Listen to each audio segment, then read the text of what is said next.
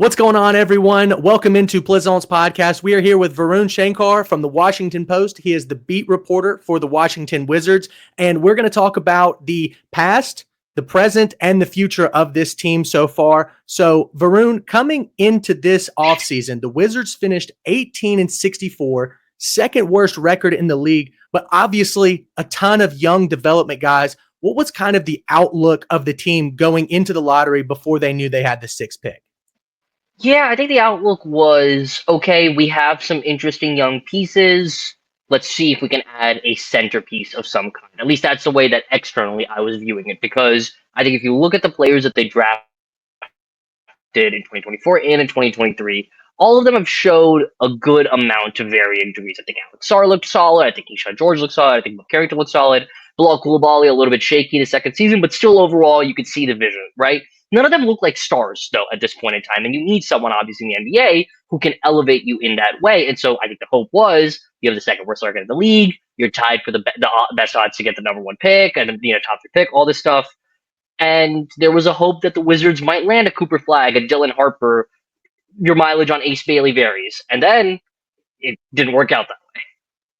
Right. Yeah, of course. So then we hop into the lottery. Of course, like you said, Wizards end up tied with the best odds to end up with the number one overall pick. And they got the shortest end of the stick, getting the sixth pick, the absolute worst that they could possibly do.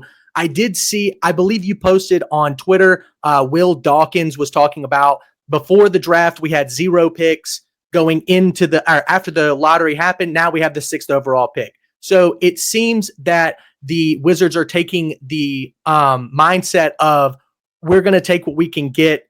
It doesn't matter if we could have, the could have, would have, should have don't matter, but it's time to live in the now. So what are the Wizards thinking now with the sixth pick? Is that something that they hold high value in, or would they potentially want to move it somewhere? External comments, you can have varying degrees of belief in, but Will Dawkins has been pretty emphatic that it's a deep draft, it's a very good draft. You can get a quality player at 6, and I think you can. I think there's some interesting options.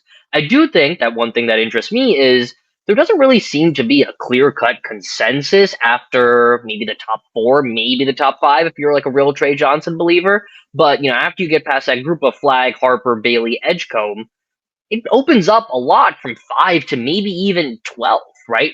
Just some names that have been thrown out for the Wizards and, varying mileage. You could go Trey Johnson. You could go Jeremiah Fears from Oklahoma. You could go the 2 Duke guys, Knipple or Malawak. You could go Derek Queen. You can go Yegor Demon. I'm definitely missing people, but Kasparis Yakachonis, right? That's 7 names right there. Right. Does that mean that the Wizards could be more enticed to move out of their spot? Will Dawkins was pretty clear. Hey, we don't usually stay static in these drafts. 2 years ago, they moved up 1 pick to take Bilal Coulibaly. They swapped picks with the Pacers. I think they gave up, some marginal asset to do so. Last year, they traded Denny Avdia as part of a package that netted them the number 14 pick, which turned out to be Bob Carrington. They also traded up from, I think, 26 to 24 to take Keyshawn George. I might get that wrong. They traded up like a couple spots to 24 to get Keyshawn. You could see a move again. They're armed with 6, but not only 6. They have 18 and pick number 40.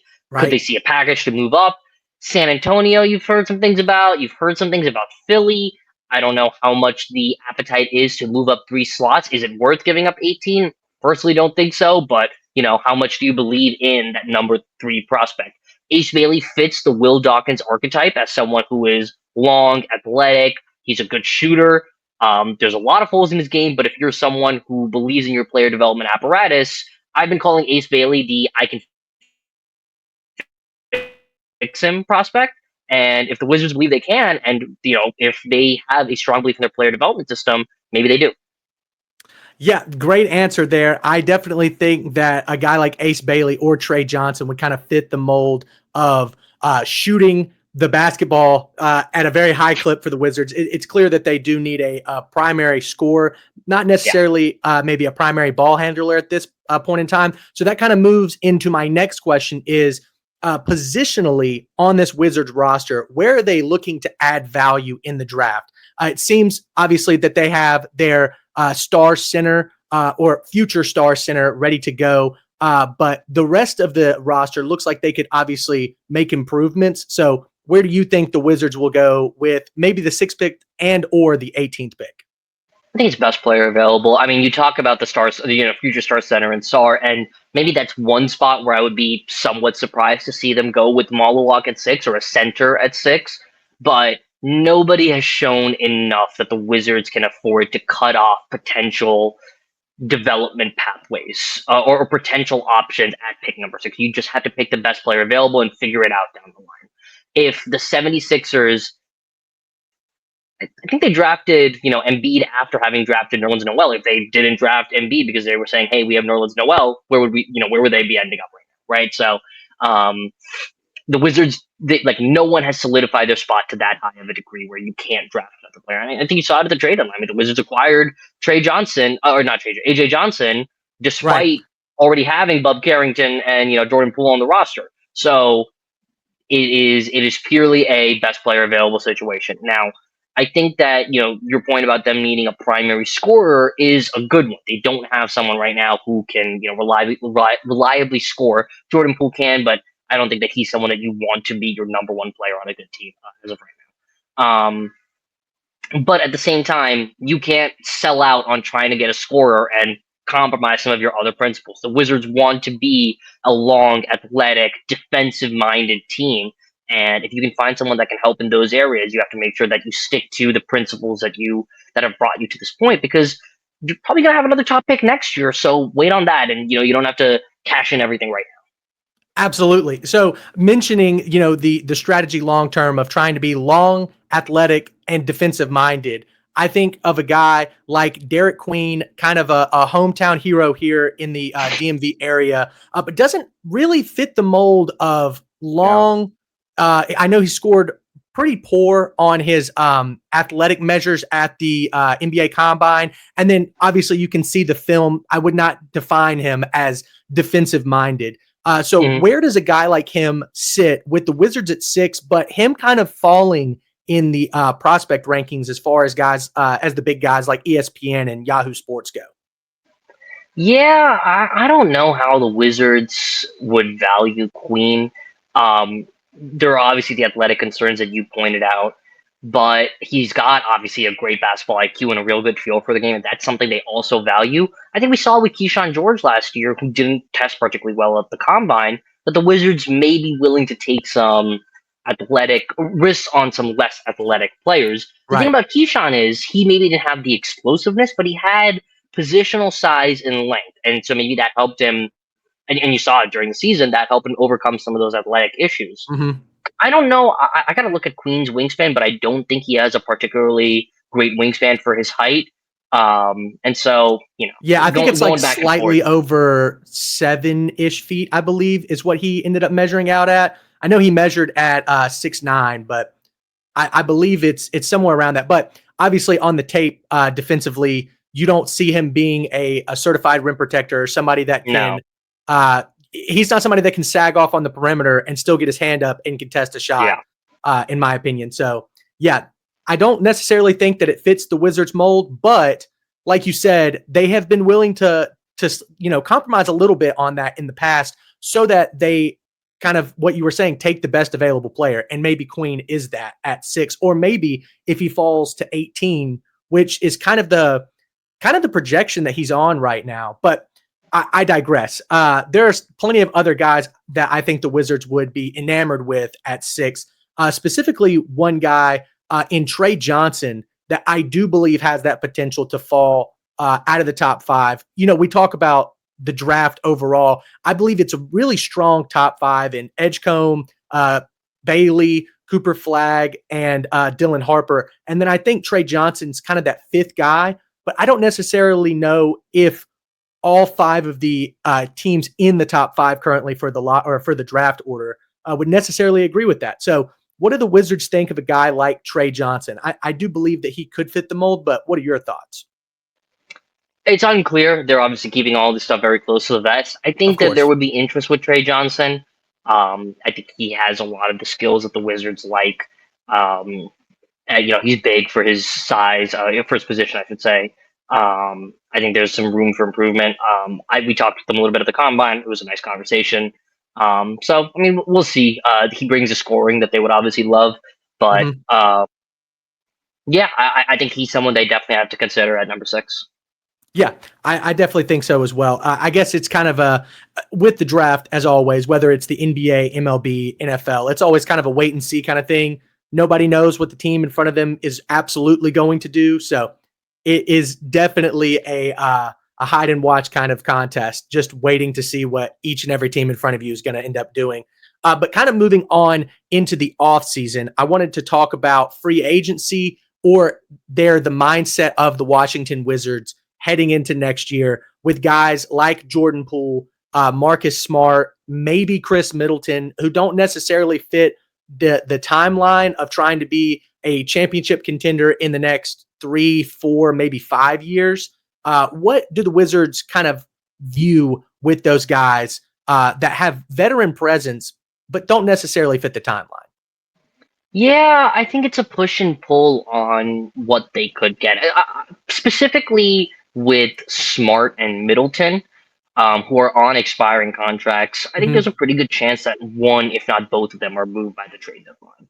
I think that, especially Marcus, because he's on a little bit nicer of a contract, a little bit younger, um, healthy over the last couple of years, although he's had his own injury issues.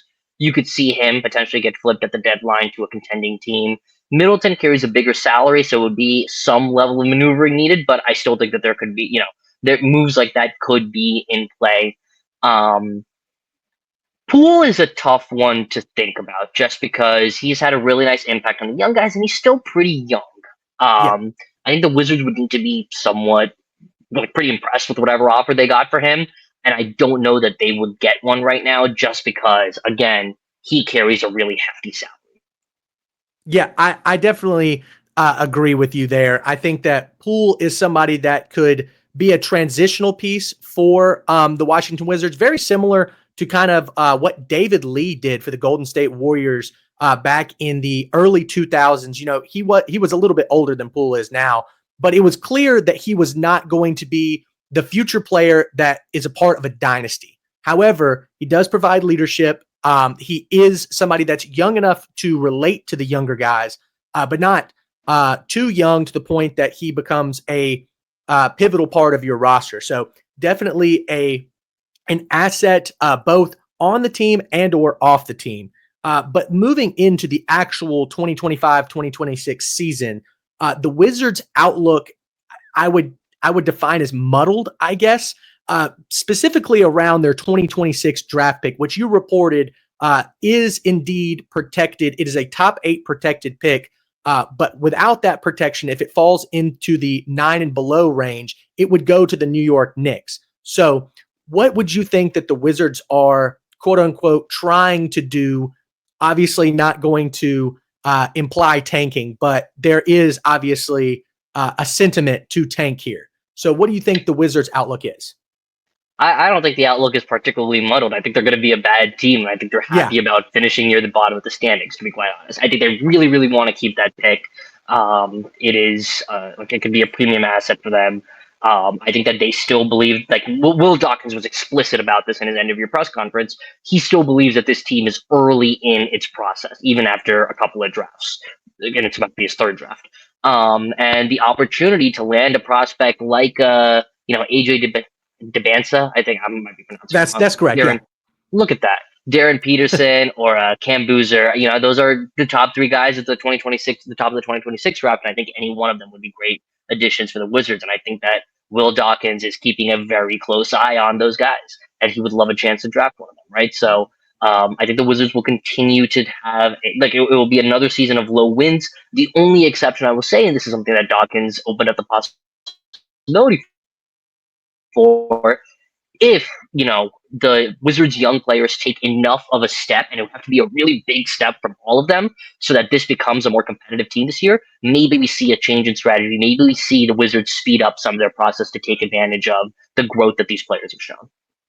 yeah. It's obviously, of course, if there is a surprise somewhere on this roster, it could be with a guy like Sar, who maybe takes maybe not even a jump, maybe a leap forward into maybe all-star caliber play. Obviously, that's kind of rare for a second-year guy to do, especially with some of the holes in his game.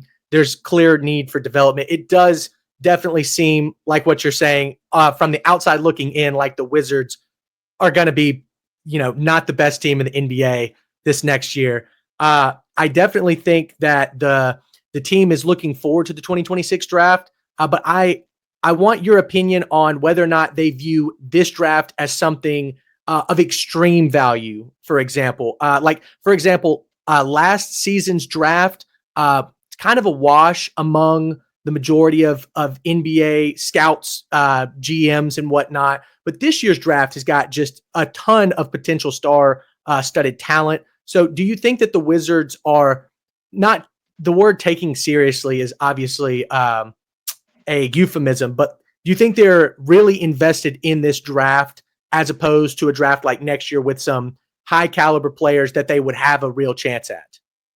I think they're invested in all these drafts.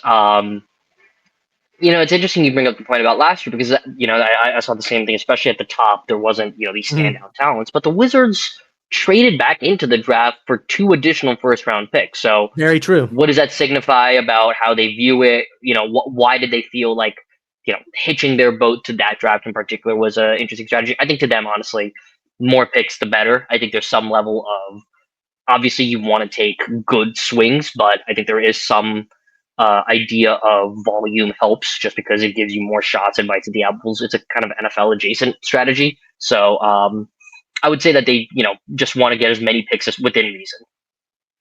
All right. Well, that's all the questions I had for you. I very much appreciate it. We can check you out on social media. TikTok and Twitter is both by Varun Shankar, correct? That is correct. VY And then absolutely. Go ahead. SHANKAR. Excellent. Yeah. And then, of course, check him out on the Washington Post website. Thank you so much for coming in and doing this interview with us. And then thanks to everybody for tuning in. We'll see you next time.